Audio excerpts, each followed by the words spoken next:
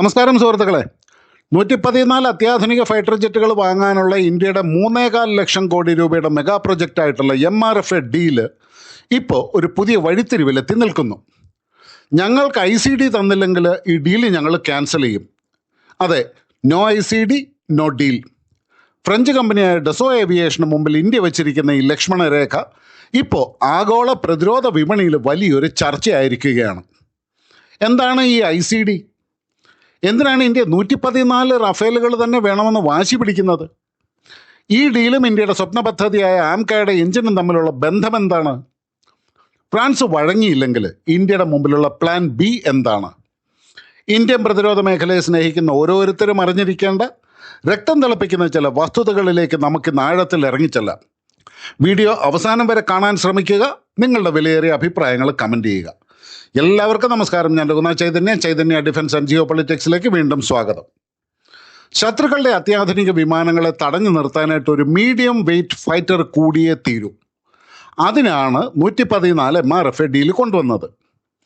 ഇതിൽ 18 വിമാനങ്ങൾ പറക്കാൻ തയ്യാറായ അവസ്ഥയും, അതായത് ഫ്ലൈ അവേ കണ്ടീഷനിലും, ബാക്കി 96 പൂർണ്ണമായിട്ടും സാങ്കേതികവിദ്യ കൈമാറ്റത്തോടെ ഇന്ത്യയിൽ വെച്ച് നിർമ്മിക്കണമെന്നാണ് വ്യവസ്ഥ. മേക്ക് ഇൻ ഇന്ത്യ പദ്ധതിയുടെ ഏറ്റവും വലിയൊരു കുതിപ്പായിരിക്കും ഇത്. ഈ മെഗാ കോൺട്രാക്ട് സ്വന്തമാക്കാനായിട്ട് അമേരിക്കയുടെ ബോയിങ്ങും ലോക്ഹീഡ് മാർട്ടിനും സ്വീഡൻ്റെ സാബും യൂറോപ്യൻ കൺസോർഷ്യത്തിൻ്റെ യൂറോ ഫൈറ്ററും രംഗത്തുണ്ടെങ്കിലും വ്യോമസേനയുടെ മനസ്സിൽ ഒന്നാമതുള്ളത് ഫ്രാൻസിൻ്റെ റഫേൽ തന്നെയാണ്. എന്തുകൊണ്ടാണ് റഫേൽ തന്നെ വേണമെന്ന് വ്യോമസേന ആഗ്രഹിക്കുന്നത്? ഇതിൻ്റെ പ്രധാന കാരണം ലോജിസ്റ്റിക്സ് ആണ്. നിലവിൽ ഇന്ത്യ 36 റഫേലുകൾ ഉപയോഗിക്കുന്നുണ്ട്. ഈ 36 വിമാനങ്ങൾക്ക് വേണ്ടി മാത്രം സ്പെയർ പാർട്സുകൾ, മെയിൻ്റനൻസ് ഹബ്ബുകൾ, ആയുധപ്പുരകൾ, പൈലറ്റുമാരുടെ ട്രെയിനിങ് എന്നിവയ്ക്കായിട്ട് ഇന്ത്യ വലിയൊരു തുക ചെലവാക്കിയിട്ടുമുണ്ട്. വെറും 36 വിമാനങ്ങൾക്കായിട്ട് ഇത്രയും സജ്ജീകരണങ്ങൾ നിലനിർത്തുന്നത് സാമ്പത്തികമായിട്ട് വലിയ നഷ്ടമാണ്. എന്നാൽ ഇതിനോടൊപ്പം 114 വിമാനങ്ങളും കൂടി വന്നാൽ ഈ സംവിധാനങ്ങളെല്ലാം നമുക്ക് പൂർണ്ണമായിട്ടും പ്രയോജനപ്പെടുത്താം. രണ്ടാമത്തെ കാരണം വ്യോമസേനയുടെ ഫ്ലീറ്റിലെ വൈവിധ്യമാണ്.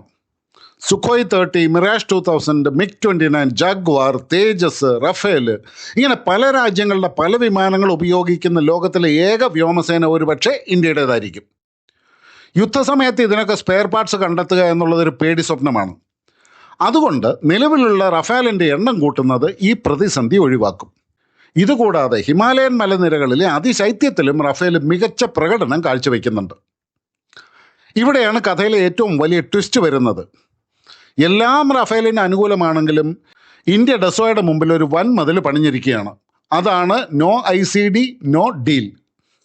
എന്താണ് ഈ ICD അഥവാ ഇൻ്റർഫേസ് കൺട്രോൾ ഡോക്യുമെൻറ്റ്? വളരെ ലളിതമായിട്ട് പറഞ്ഞാൽ, ഒരു സ്മാർട്ട് ഫോണിൽ നമുക്ക് ഇഷ്ടമുള്ള ആപ്പുകൾ ഇൻസ്റ്റാൾ ചെയ്യാനായിട്ട് അതിൻ്റെ ഓപ്പറേറ്റിംഗ് സിസ്റ്റം നമ്മളെ അനുവദിക്കണം, അല്ലേ? അതുപോലെ ഒരു ഫൈറ്റർ ജെറ്റിലെ കമ്പ്യൂട്ടറും അത് വഹിക്കുന്ന മിസൈലുകളും തമ്മിൽ സംസാരിക്കാൻ സഹായിക്കുന്ന ഡിജിറ്റൽ പ്രോട്ടോക്കോളാണ് ICD അഥവാ ഇൻ്റർഫേസ് കൺട്രോൾ ഡോക്യുമെൻ്റ്. നിലവിൽ റഫേൽ വിമാനത്തിൽ ഘടിപ്പിച്ചിരിക്കുന്നത് മീറ്റിയോർ, മൈക്ക, സ്കാൾപ്പ് തുടങ്ങിയ വിദേശ ആയുധങ്ങളാണ്. ഭാവിയിൽ ഇന്ത്യയുടെ DRDO വികസിപ്പിച്ച അസ്ത്ര മാർക്ക് 2, രുദ്രം ആൻറ്റി റേഡിയേഷൻ മിസൈലുകൾ, ബ്രഹ്മോസ് NG തുടങ്ങിയ മാരകായുധങ്ങൾ റഫേലിൽ ഘടിപ്പിക്കണമെന്നുണ്ടെങ്കിൽ എന്ത് ചെയ്യും? നിലവിലെ അവസ്ഥയിൽ നമ്മൾ ഫ്രഞ്ച് കമ്പനിയായ ദസോയെ സമീപിക്കണം. അവർ ഈ ആയുധങ്ങൾ ഘടിപ്പിച്ച് ടെസ്റ്റ് ചെയ്യാനായിട്ട് വർഷങ്ങളെടുക്കും. മാത്രമല്ല ഓരോ ഇൻ്റഗ്രേഷനും കോടിക്കണക്കിന് രൂപ സർവീസ് ചാർജായിട്ട് അവർ വാങ്ങുകയും ചെയ്യും. ഇനി ഇത് നടക്കില്ല എന്നാണ് ഇന്ത്യ പറയുന്നത്. വിമാനത്തിൻ്റെ അടിസ്ഥാന സോഴ്സ് കോഡ് ഇന്ത്യ ചോദിക്കുന്നില്ല, കാരണം ഒരു കമ്പനിയും അത് തരില്ല. എന്നാൽ നമ്മുടെ ആയുധങ്ങൾ നമുക്ക് തന്നെ റഫേലിൽ ഘടിപ്പിക്കാൻ ആവശ്യമായിട്ടുള്ള ഇൻ്റർഫേസ് ഡോക്യുമെൻ്റ് ഞങ്ങൾക്ക് തന്നേ തീരൂ എന്ന് ഇന്ത്യ കർശനമായിട്ട് പറയുന്നുണ്ട്. ഇത് നൽകാൻ ഡെസോയ്ക്ക് വലിയ മടിയാണ്. കാരണം ഭാവിയിൽ അവർക്ക് ലഭിക്കേണ്ട കോടിക്കണക്കിന് രൂപയുടെ സർവീസ് ഡീലുകളാണ് ഇതോടെ ഇല്ലാതാകുന്നത്. എന്നാൽ ഇന്ത്യക്ക് ഇത് ആത്മനിർഭർ ഭാരത് നയത്തിൻ്റെ ഭാഗമായിട്ടുള്ള അഭിമാന പ്രശ്നമാണ്, സർവൈവൽ പ്രശ്നമാണ്. No ICD no deal. AMCA mark 2 വിമാനങ്ങൾക്കായിട്ട് ഇന്ത്യക്ക് 120 മുതൽ 140 kN വരെ കരുത്തുള്ള ഒരു സൂപ്പർ എഞ്ചിൻ വേണം. ഇതിനായിട്ട് ഇന്ത്യ ഫ്രഞ്ച് കമ്പനിയായ സഫ്രാനുമായിട്ട് ചർച്ചകളും നടത്തുന്നുണ്ട്. ഇന്ത്യയുടെ ആവശ്യം ഇതാണ്: ഞങ്ങളുമായി ചേർന്ന് പുതിയൊരു എഞ്ചിൻ വികസിപ്പിക്കണം. അതിലെ ഏറ്റവും പ്രധാനപ്പെട്ട ഹോട്ട് സെക്ഷൻ്റെ ടെക്നോളജി 100% ഞങ്ങൾക്ക് കൈമാറണം. ഇതുകൂടാതെ ഇതിൻ്റെ പേറ്റൻറ്റ് അഥവാ ഇൻ്റലക്ച്വൽ പ്രോപ്പർട്ടി റൈറ്റ്സ് ഇന്ത്യയുടെ സ്വന്തമായിരിക്കണം. ഇതിനർത്ഥം നാളെ ഇന്ത്യ ഈ എഞ്ചിൻ ഉപയോഗിച്ച് എത്ര വിമാനങ്ങൾ ഉണ്ടാക്കിയാലും ആർക്ക് വിറ്റാലും ഫ്രാൻസിനോട് ചോദിക്കേണ്ടതില്ല എന്നതാണ്. സഫ്രാൻ ഇതിന് പച്ചക്കൊടി കാണിച്ചിട്ടുണ്ടെങ്കിലും വിലയുടെ കാര്യത്തിലും ചില വ്യവസ്ഥകളിലും അവർ ഉടക്കി നിൽക്കുകയാണ്. ഇവിടെയാണ് 114 റഫേൽ ഡീൽ ഇന്ത്യ ഒരു ആയുധമാക്കുന്നത്. നിങ്ങൾ ഞങ്ങൾക്ക് ചോദിക്കുന്ന രീതിയിൽ ആംക എഞ്ചിൻ്റെ 100% ട്രാൻസ്ഫർ ഓഫ് ടെക്നോളജിയും IPRഉം തന്നാൽ 114 റഫേലിൻ്റെ വലിയ ഡീല് ഫ്രാൻസിന് നൽകാം എന്നൊരു അലിഖിത ധാരണ ഇതിൻ്റെ പിന്നിലുണ്ട്. ഫ്രാൻസിനെ സംബന്ധിച്ചിടത്തോളം 3.25 ലക്ഷം കോടിയുടെ ഡീലെന്ന് പറയുന്നത് എന്ത് വില കൊടുത്ത് നേടേണ്ട ഒന്നുമാണ്. പക്ഷെ ഫ്രാൻസിൻ്റെ സഫ്രാൻ മാത്രമല്ല, നമ്മുടെ മുമ്പിൽ വേറെയും രാജാക്കന്മാരൊക്കെ ഉണ്ട്. ആദ്യം അമേരിക്കയുടെ GE എയറോസ്പേസ് തന്നെ എടുക്കാം. ഇന്ത്യയുടെ തേജസ് മാർക്ക് 2നും ആംക മാർക്ക് 1നും വേണ്ടി അമേരിക്കൻ GE F414 എഞ്ചിനുകൾ ഇന്ത്യയിൽ HALുമായിട്ട് ചേർന്ന് നിർമ്മിക്കാനായിട്ട് ചരിത്രപരമായ ഒരു കരാറിൽ ഇന്ത്യയും US ഒപ്പുവയ്ക്കാൻ പോവുകയാണ്. എന്നാൽ ഇതൊരു സമ്പൂർണ്ണ ടെക്നോളജി ട്രാൻസ്ഫർ അല്ല. കാരണം അമേരിക്കയുടെ ITAR നിയമങ്ങൾ കാരണം എഞ്ചിൻ്റെ ഏറ്റവും നിർണായകമായ കോർ ടെക്നോളജി അവർ ഇന്ത്യക്ക് നൽകില്ല. അതുകൊണ്ട് ഭാവിയിലെ ആംക മാർക്ക് 2ന് വേണ്ടിയിട്ട് GEയെ ആശ്രയിക്കാനായിട്ട് ഇന്ത്യക്ക് കഴിയില്ല. ഇവിടെയാണ് UK റോൾസ് റോയ്സ് ഒരു ഗെയിം ചേഞ്ചറായിട്ട് വരുന്നത്. ഫ്രാൻസിൻ്റെ സഫ്രാൻ വില പേശുമ്പോൾ റോൾസ് റോയ്സ് ഇന്ത്യക്ക് മുമ്പിൽ വെച്ചിരിക്കുന്നത് നിരസിക്കാൻ കഴിയാത്ത ഒരു ഓഫറാണ്. ഇന്ത്യയുടെ ആംകായ്ക്ക് വേണ്ടി തികച്ചും പുതിയ ഒരു എഞ്ചിൻ, അതായത് ഒരു ക്ലീൻ ഷീറ്റ് ഡിസൈൻ DRDOയുമായിട്ട് ചേർന്ന് നിർമ്മിക്കാമെന്നും അതിൻ്റെ 100% ഇൻ്റലക്ച്വൽ പ്രോപ്പർട്ടി റൈറ്റ്സ് ഇന്ത്യക്ക് നൽകാമെന്നും അവർ രേഖാമൂലം അറിയിച്ചിട്ടുണ്ട്. ബ്രിട്ടനെ സംബന്ധിച്ചിടത്തോളം ഇന്ത്യയുമായിട്ടുള്ള പ്രതിരോധ വ്യാപാരം വർദ്ധിപ്പിക്കേണ്ടത് അവരുടെ ആവശ്യമാണ്.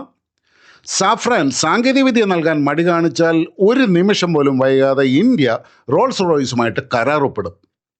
ഡസോ തന്നിഷ്ടം കാണിക്കുകയും ICD നൽകാൻ വിസമ്മതിക്കുകയും ചെയ്താൽ ഇന്ത്യ ഈ ഡീല് വലിച്ചെറിയുമെന്ന കാര്യത്തിൽ ഒരു സംശയമില്ല. അങ്ങനെയാണെങ്കിൽ ഇന്ത്യക്ക് മുമ്പിലുള്ള ശക്തമായ മറ്റ് ഓപ്ഷനുകളും കൂടെ നമുക്കൊന്ന് പരിശോധിക്കാം. ആദ്യമായിട്ട് യൂറോഫൈറ്റർ ടൈഫോൺ. കഴിഞ്ഞ പ്രാവശ്യം തന്നെ റഫേൽ വിമാനങ്ങളുമായിട്ട് അവസാന ലാപ്പിൽ വരെ എത്തിയിരുന്ന വിമാനമാണ് യൂറോഫൈറ്റർ ടൈഫോൺ. റഫേലിൻ്റെ ഏറ്റവും വലിയ എതിരാളിയും കൂടിയാണ് Eurofighter Typhoon. UK, Germany, Italy, Spain എന്നീ രാജ്യങ്ങളുടെ കൂട്ടായ്മയാണ് ഇത് നിർമ്മിക്കുന്നത്. ഇന്ത്യക്ക് 114 വിമാനങ്ങൾ യൂറോഫൈറ്ററിൽ നിന്നും തിരഞ്ഞെടുക്കാം. ഇതിൻ്റെ ഏറ്റവും വലിയ ഗുണം എന്തെന്നാൽ ഇത് UK പിന്തുണയുള്ള വിമാനമാണ്. അതുകൊണ്ട് തന്നെ യൂറോഫൈറ്റർ ഡീലും അല്പം മുമ്പ് പറഞ്ഞ റോൾസ് റോയ്സ് എഞ്ചിൻ ഡീലും നമുക്ക് ഒരുമിച്ച് ഒരു പാക്കേജായിട്ട് ഇന്ത്യക്ക് വില പേശി വാങ്ങാം. റഫാലിനേക്കാൾ വേഗതയും ഉയരത്തിൽ പറക്കാനുള്ള ശേഷിയും യൂറോഫൈറ്ററിനുണ്ട്. രണ്ടാമത്തെ ഒരു ഓപ്ഷനാണ് അടുത്ത കാലത്ത് വീണ്ടും സജീവമായി വന്നിട്ടുള്ള ബോയിങ്ങിൻ്റെ F-15EX. ആകാശത്തിലെ ഒരു ഭീകര ജീവിയാണ് ഈ വിമാനം. റഫേൽ ഒരു മീഡിയം ഫൈറ്റർ ആണെന്നുണ്ടെങ്കിൽ ഇതൊരു ഹെവി വെയ്റ്റ് സ്ട്രൈക്ക് ഫൈറ്ററാണ്. 13 ടണ്ണോളം ആയുധങ്ങൾ വഹിക്കാനായിട്ട് ഇതിന് കഴിയും. എന്ന് പറഞ്ഞാൽ റഫേലിന് ഏകദേശം 9.5 ടൺ ആയുധങ്ങൾ വഹിക്കാനുള്ള ശേഷിയാണുള്ളത്. വലിയ റഡാറുകളും ദീർഘദൂര ആക്രമണശേഷിയുമുള്ള ഇത് ചൈനീസ് അതിർത്തിയിൽ വിന്യസിക്കാൻ പറ്റിയ ഏറ്റവും മികച്ച ഓപ്ഷനുമാണ്. പക്ഷേ അമേരിക്കൻ യുദ്ധവിമാനമാണ് എന്നൊരു പോരായ്മ മാത്രമേ ഉള്ളൂ. പിന്നെ ഉള്ളൊരു ഓപ്ഷനാണ് സ്വീഡൻ്റെ സാബ് ഗ്രിപ്പൻ. നാളുകളായിട്ട് അവർ ഇന്ത്യയുടെ പിന്നാലെ നടക്കുകയാണ്. വളരെ കുറഞ്ഞ ചെലവിൽ പറത്താൻ കഴിയുന്നതും മെയിൻ്റനൻസ് എളുപ്പമുള്ളതുമായ വിമാനമാണ് ഇത്. 100% സാങ്കേതികവിദ്യ ഇന്ത്യക്ക് നൽകാൻ അവർ എന്നേ തയ്യാറാണ്. എന്നാൽ ഇന്ത്യയുടെ തേജസ് മാർക്ക് 2ന് സമാനമായ വിമാനമായതുകൊണ്ട് ഇത് തിരഞ്ഞെടുക്കാനായിട്ട് സാധ്യത കുറവാണ്. എന്ന് മാത്രമല്ല സാബ് ഗ്രിപ്പനിൽ ഉപയോഗിക്കുന്നത് അമേരിക്കയുടെ GEയുടെ എഞ്ചിനുകളുമാണ്. പിന്നെ നമ്മൾ 4.5 ജനറേഷനിൽ പെട്ട വിമാനങ്ങളെക്കുറിച്ച് ചർച്ച ചെയ്യുമ്പോൾ ലോകം വളരെ പെട്ടെന്ന് മുന്നോട്ട് പോയിക്കൊണ്ടിരിക്കുകയാണ്. ഇന്ത്യയുടെ 5ാം തലമുറ വിമാനമായ ആംകയുടെ നിർമ്മാണം ഉടൻ ആരംഭിക്കും. എന്നാൽ 6ാം തലമുറ വിമാനങ്ങളുടെ കാര്യത്തിൽ ഇന്ത്യക്ക് വലിയ കാഴ്ചപ്പാടുകളുമുണ്ട്.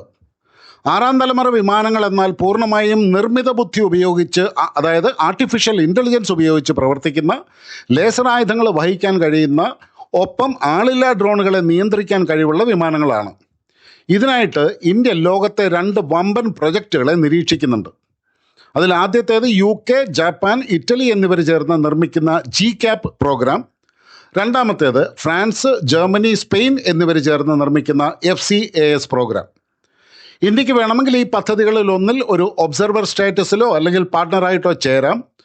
അല്ലെങ്കിൽ DRDOയും ഇന്ത്യൻ പ്രൈവറ്റ് സെക്ടറും ചേർന്ന് ഇന്ത്യയുടെ സ്വന്തം 6ാം തലമുറ വിമാനം ഭാവിയിൽ വികസിപ്പിച്ചെടുക്കാം. ചുരുക്കത്തിൽ പറഞ്ഞാൽ ഇന്ത്യ ഇന്നൊരു പഴയ പർച്ചേസർ അല്ല.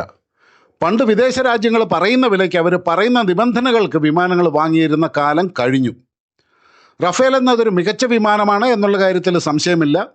എന്നാൽ ഇന്ത്യൻ ആയുധങ്ങൾ അതിൽ ഘടിപ്പിക്കാനുള്ള അവകാശം ലഭിച്ചില്ലെങ്കിൽ യൂറോ ഫൈറ്ററിലേക്കോ മറ്റ് ഓപ്ഷനുകളിലേക്കോ മാറാൻ ഇന്ത്യക്ക് യാതൊരു മടിയുമില്ല. നിങ്ങളുടെ വിലയേറിയ അഭിപ്രായങ്ങൾ താഴെ കമൻറ്റ് ബോക്സിൽ ഒന്ന് രേഖപ്പെടുത്തുക. ഈ ആഴത്തിലുള്ള വിശകലനം നിങ്ങൾക്ക് ഇഷ്ടമായെങ്കിൽ വീഡിയോ ലൈക്ക് ചെയ്യാനും ഷെയർ ചെയ്യാനും മറക്കരുത്. ഇന്ത്യൻ പ്രതിരോധ മേഖലയുമായിട്ട് ബന്ധപ്പെട്ട കൂടുതൽ അപ്ഡേറ്റുകൾക്കായിട്ട് ഈ ചാനൽ ഒന്ന് സബ്സ്ക്രൈബ് ചെയ്യുക. വീണ്ടും കാണാം. ജയ് ഹിന്ദ്, വന്ദേ മാതരം, ഭാരത് മാതാ കി ജയ്.